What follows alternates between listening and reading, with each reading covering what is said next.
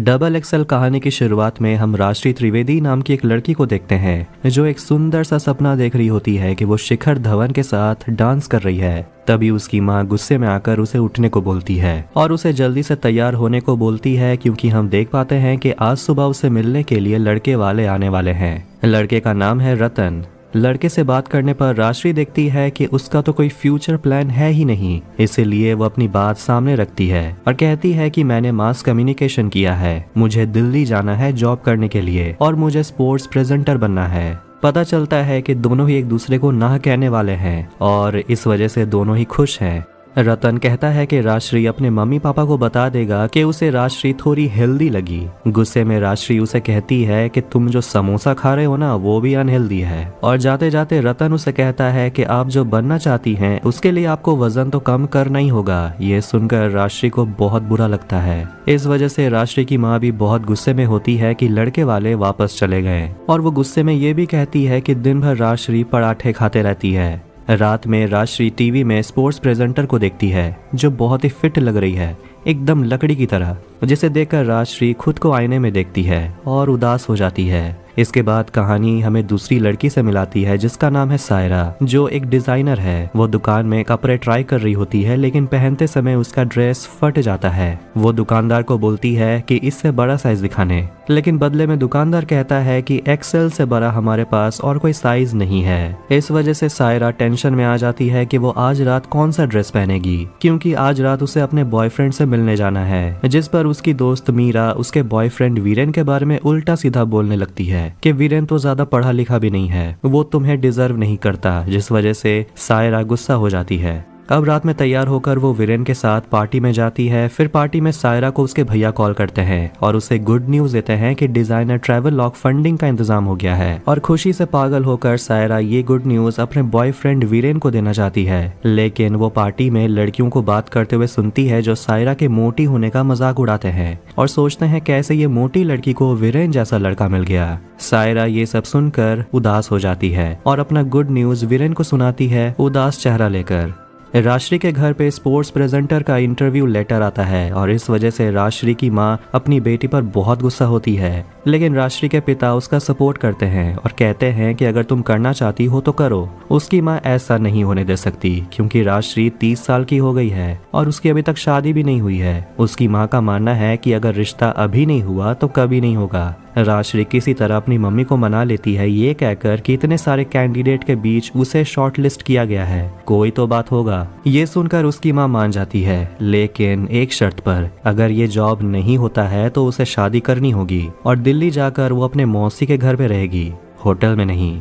दिल्ली में railway station पर राजश्री के मौसा और मौसी उसे लेने के लिए आते हैं और मौसी का भी यही कहना है कि राजश्री पहले से मोटी हो गई है। घर पहुंचकर उसकी मौसी अपनी बेटी अमृता के बारे में उसे बताती है कि वो अपने हस्बैंड के साथ अमेरिका शिफ्ट हो गई है। सायरा अपने भैया से बात कर रही होती है और वो उनसे बताती है कि उसने ट्रैवल लॉ के लिए लंदन ही क्यों चुना, क्योंकि उसके पिता ने भी अपने करियर की शुरुआत लंदन से ही की थी। इसके बाद सायरा जाती है अपने बॉयफ्रेंड वीरेन के घर, लेकिन वीरेन सोच रहा था कि शायद केमिस्ट आया होगा। सायरा पूछती है ऐसा क्यों, तो वीरेन कहता है क्योंकि उसके पेट में दर्द है। तभी उसके घर में एक पार्सल आता है जिसमें पेट दर्द की दवा नहीं कुछ और ही होता है। गुस्सा होकर सायरा उसके घर में एक लड़की को ढूंढती है और गुस्सा होकर वो अपने बॉयफ्रेंड से ब्रेकअप कर लेती है और वहां से चली जाती है। राजश्री इमेजिन नेटवर्क नाम की एक कंपनी में जाती है इंटरव्यू देने के लिए और राजश्री वहां बाकी लड़कियों को देखती है जो इंटरव्यू देने के लिए आई है और देखती है कि सारी की सारी बहुत ही फिट है। हम सायरा के भाई को देखते हैं जो भी इमेजिन नेटवर्क में काम करता है और वहां सायरा को एक शॉकिंग न्यूज मिलता है कि उसके ट्रैवल लॉग को कैंसिल कर दिया गया है, क्योंकि उनके पास कोई डायरेक्टर नहीं है जो सायरा के ट्रैवल लॉग को शूट करे।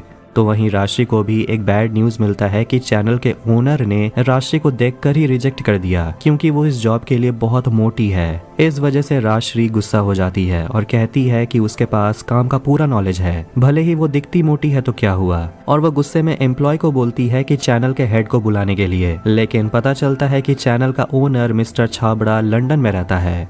सपना टूट जाने के कारण सायरा भी टूट जाती है और वो बाथरूम में रोती है और वहाँ उससे राजश्री मिलती है जो भी रो रही होती है। दोनों एक दूसरे से पूछते हैं कि उनके साथ क्या हुआ है। राजश्री उसे दिखाती है अपना स्पोर्ट्स प्रेजेंटर का वीडियो जिसे वो खुद डायरेक्ट भी की है, और ये देखकर सायरा उसे पूछती है क्या तुमने सच में इसे डायरेक्ट किया है, और वो राजश्री से कहती है उसके साथ काम करने के लिए, और अगर वो सायरा के साथ काम करती है तो उसे वापस जाकर किसी से शादी तो नहीं करनी होगी। जिसके बाद सायरा को उसकी डायरेक्टर राजश्री मिल जाती है और उसका कैमरामैन भी वहां आता है जो है श्रीकांत। उसके बाद तीनों आखिरकार लंदन पहुंचते हैं और एयरपोर्ट पर उन्हें पिक करने के लिए आता है जोरावर रहमान, जो उन्हें घर में लेकर जाता है सेटल होने के लिए, जहां सायरा और राजश्री एक ही कमरा शेयर करते हैं। चारों निकल जाते हैं लंदन घूमने के लिए और शूट करने का लोकेशन ढूंढने के लिए। रात में एक बार में राजश्री जोरावर को बताती है कि असली में एक स्पोर्ट्स प्रेजेंटर बनना चाहती थी, और जोरावर उसका टैलेंट देखकर हैरान रह जाता है और सोचता है कि तुम्हें किसी ने सिलेक्ट क्यों नहीं किया। अगले दिन शायरा का ट्रैवल लॉग स्टार्ट होता है जिसके लिए मॉडल्स का जुगाड़ जोरावर करता है। वीडियो देखकर सायरा बहुत खुश होती है क्योंकि काम बहुत अच्छा हो रहा है। तभी जोरावर आकर एक खुशखबरी देता है कि उसने कपिल देव को मनाया है राजश्री से मिलने के लिए ताकि वो उसका इंटरव्यू ले सके। अगले दिन सायरा इंटरव्यू के लिए राजश्री को तैयार करती है, जिसके बाद कपिल देव उससे मिलने आते हैं और राजश्री कपिल देव का इंटरव्यू लेती है और इंटरव्यू बहुत ही अच्छा जाता है क्योंकि कपिल देव राजश्री को कॉम्प्लीमेंट करते हैं कि उसने बहुत अच्छा इंटरव्यू लिया और आज जैसा मजा उसे पहले कभी नहीं आया। अब इस मोमेंट को वो चारों बार में जाकर सेलिब्रेट करते हैं। चारों जमकर ड्रिंक करते हैं और जब चारों पीकर बाहर निकलते हैं तो उन्हें इमेजिन नेटवर्क चैनल का ओनर मिस्टर छाबड़ा मिलता है और राजश्री और जोरावर इंटरव्यू वाला क्लिप श्रीकांत के लैपटॉप से निकालकर पेन ड्राइव में मिस्टर छाबड़ा को दे देते हैं। लेकिन फिर पता चलता है कि जो क्लिप जोरावर ने कॉपी किया था वो तो इंटरव्यू वाला था ही नहीं। लेकिन इस बात से राजश्री को ज्यादा फर्क नहीं पड़ता। उसे दुख इस बात का है कि जब उसकी मम्मी ने उसे कॉल किया था तो उसकी मम्मी ने राजश्री से कहा कि तुम्हें जल्दी एक लड़के से शादी कर लेनी चाहिए और ये लड़का तुम्हारी तरह हेल्दी है। उसकी माँ को इस बात से फर्क पड़ता ही नहीं है कि उसकी बेटी ने कपिल देव का इंटरव्यू लिया, जिस पर सायरा कहती है कि चाहे कुछ भी हो जाए हम बस लोगों से यही कहते रह जाते हैं कि हमें एक्सेप्ट कर लिया जाए, ऐसा होता क्यों है। इसके बाद दोनों पेट भर के खाना खाते हैं और दोनों सायरा के स्कूल के बाहर बैठे होते हैं और सायरा बताती है कि जब वो छोटी थी तब उसे पता चला कि उसके पिता गुजर गए और 2 साल के बाद सायरा भी अपने भैया के साथ और अपनी मम्मी के साथ लंदन को छोड़कर इंडिया शिफ्ट हो गई और इंडिया आकर भी सायरा के अच्छे दोस्त नहीं बने, इसलिए वो खाना को ही अपना दोस्त बना ली। इस बारे में दोनों एक दूसरे से बात करते हैं कि कैसे जब दुनिया ने साथ नहीं दिया तो दोनों ने खाना को ही अपना साथ ही बना लिया। और स्कूल के सामने खड़े पेरेंट्स को देखकर दोनों कहती हैं कि आखिर इनमें से ऐसा कौन है जिसका फिगर परफेक्ट है, चाहे तो इनमें से कोई भी मॉडल बन सकता है, परफेक्ट फिगर की जरूरत क्या है। जिसे सुनकर सायरा को एक आइडिया आता है कि वो अपने ब्रांड के कपड़े सभी पर देखना चाहती है, सिर्फ मॉडल्स पर ही नहीं, चाहे वो बस ड्राइवर हो, स्कूल की टीचर हो, मोटी हो या पतली हो, फर्क नहीं पड़ता। जिसके बाद वो लोग शूटिंग करना फिर से स्टार्ट करते हैं और इस बार सिर्फ मॉडल्स ही नहीं डिजाइनर कपड़े हर फिगर की लड़कियों पर होता है। और तभी अचानक से शूटिंग करते वक्त सायरा के पैर में मोच आ जाता है और हॉस्पिटल में सायरा को उसका एक्स बॉयफ्रेंड वीरेन का कॉल आता है, लेकिन फोन जोरावर उठाता है और वो वीरेन को खड़ी कोठी सुनाता है और उसे फोन रखने को बोलता है। जोरावर सायरा से कहता है कि मैं तुम्हारा एक्स बॉयफ्रेंड जैसा नहीं हूँ। घर पर राजश्री की मम्मी भी उसे कॉल करती है और पूछती है क्या तुम्हारा रिश्ता उस लड़के से पक्का कर दिया जाए, लेकिन राजश्री मना करती है और कहती है कि मैं यहाँ काम करने के लिए आई हूँ।